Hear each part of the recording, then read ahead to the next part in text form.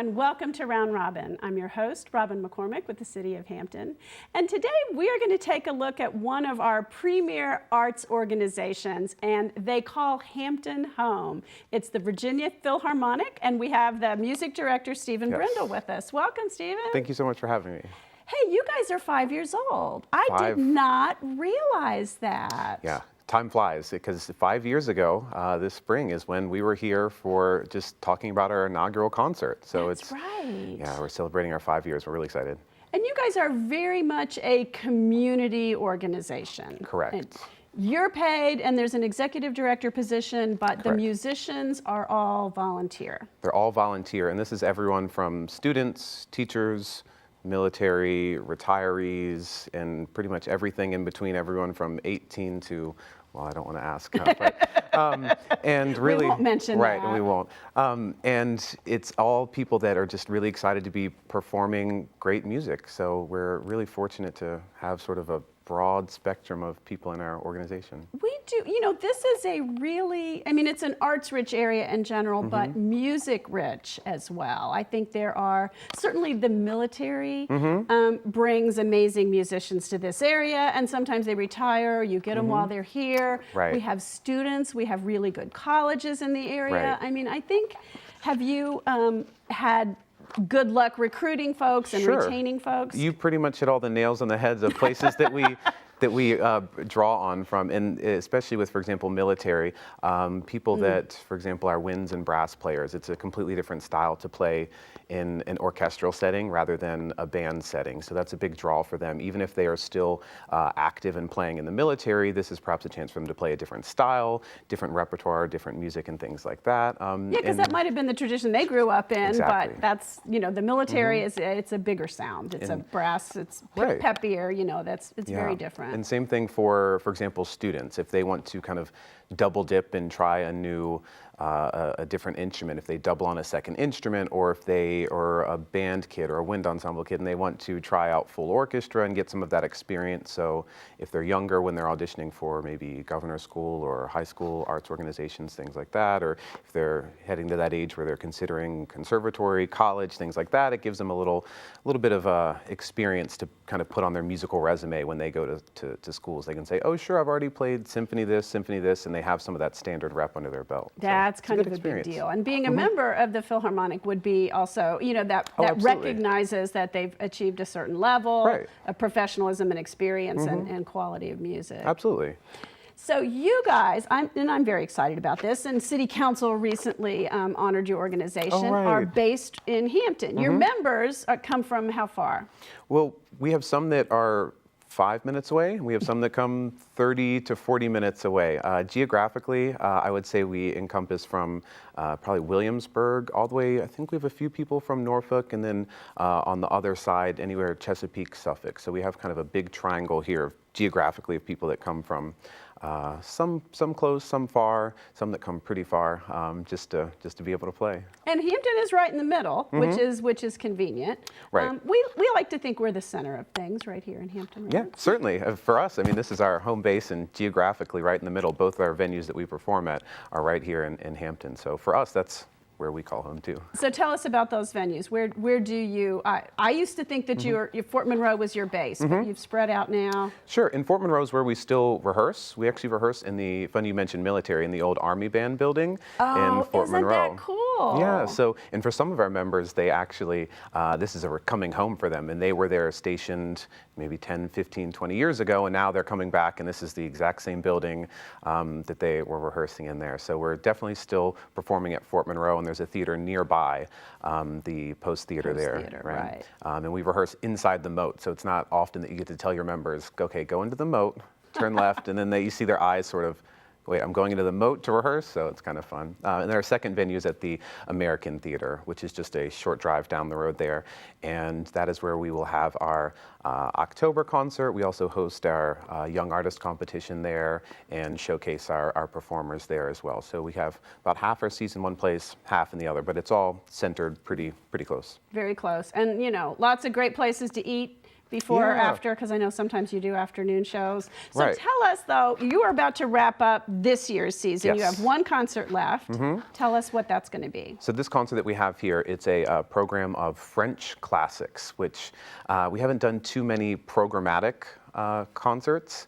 And this has been a really exciting opportunity because there's been so many times that when I'm looking through music and I'm trying to figure out what will fit, I accumulated so many little pieces that I couldn't quite fit somewhere else. So instead of the standard concert, a lot of times our concerts, we feature one big piece, for example, a symphony by Beethoven, right? And then we do an overture and then feature a big soloist, right? So we kind of fall into that little build of, we start with an overture and then perhaps a concerto and then a symphony, and that fills up all of our time. So this is a little different in that we have several smaller pieces. We have pieces by Fauré, Debussy.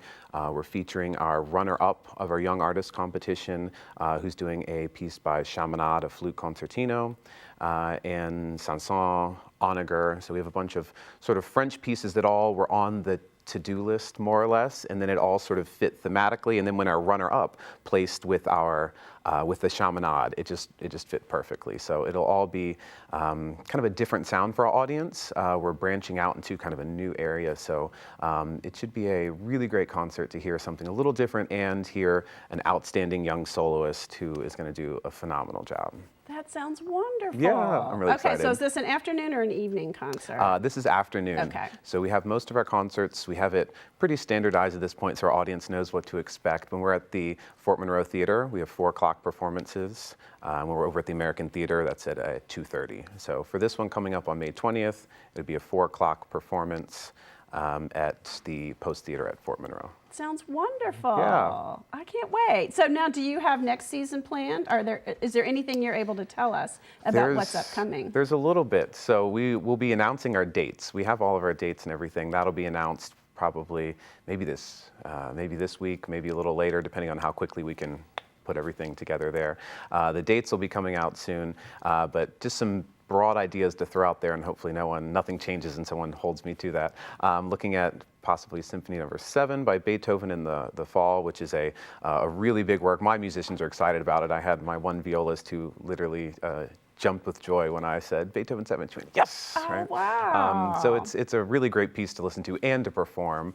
And obviously in November, we'll still have our Young Artist competition. This is going on our 3rd year, which is, again, gradually starting to build that competition, and more people are registering, and we're able to give out more prizes and more awards to our winners. We'll do our typical holiday concert, which we like to mix some winter classics, some winter-themed and winter-inspired classical music, and also some holiday favorites as well, the stuff that you expect to flip on the radio and hear all of that. And then looking towards following spring, we'll of course feature the winners of our Young Artist competition in our showcase performance in March at the American Theater. And then we'll finish out with some sort of a season finale. I'm kind of planning a best of hits from the orchestra repertoire, those pieces that you always hear and recognize and love, and we're going to plan hopefully a program of that for the following spring. And it's hard to even think that far out, but that'll be the end of our 6th season, so it's really flying by. That is amazing. Yeah. Well, is there anything that people could do to help support you guys? Because it is tough to keep a nonprofit going. It is, and one of the things that I tell people when they ask me about what it's like to run an arts organization or to be a part of behind the scenes is that there's so much that you don't realize that happens behind the scenes and what it takes just to get to that 90-minute concert that you sit there, because that's really just the tip of the iceberg. The biggest thing right off the top of my head is that we're participating in Give Local 757, which I'm sure if anyone is connected to any other arts organizations, they've seen it posted there. And this is a really great one-day opportunity. It's a day of giving for all nonprofit organizations in the area, and this is our 1st year participating in that. And we're really hoping that people will take the time to give on that day, or if you just Tuesday is really busy for you, you can also schedule your payment in advance.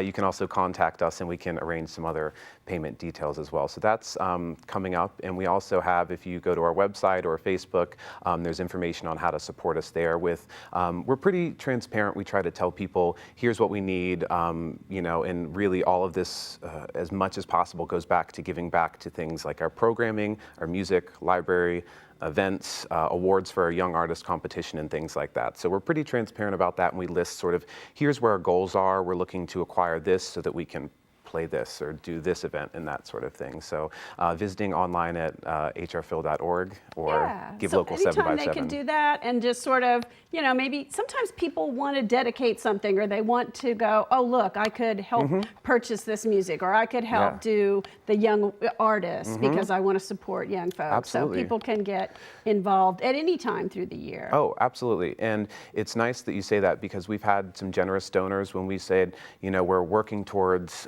being able to afford a new snare drum. We had one generous donor who stepped up and said, oh, I'll buy that. And so we were just floored because that was something we were planning on building towards a goal. And you're right that if throughout the year we have these sort of goals that we're hoping to meet, and at any time, you know, people can get involved. And the other obvious way to support is we just love playing for people. You know, if all you can do, if you can't afford to give financially throughout the year or just show up, you know, just buy a ticket and just be there. Enjoy the music. I mean, that's really what we're here for is, and there's nothing more exciting than when we look out and just see a lot of people in our performances that are really enjoying it, encoring the soloists, multiple curtain calls, talking to us afterwards, saying what they enjoyed. So that's really what we're here for. So that's always the best way to support as well. Well, it is because your musicians are playing because they love music and because they want people to hear it. So to continue to support the performances is really the best way to reward them.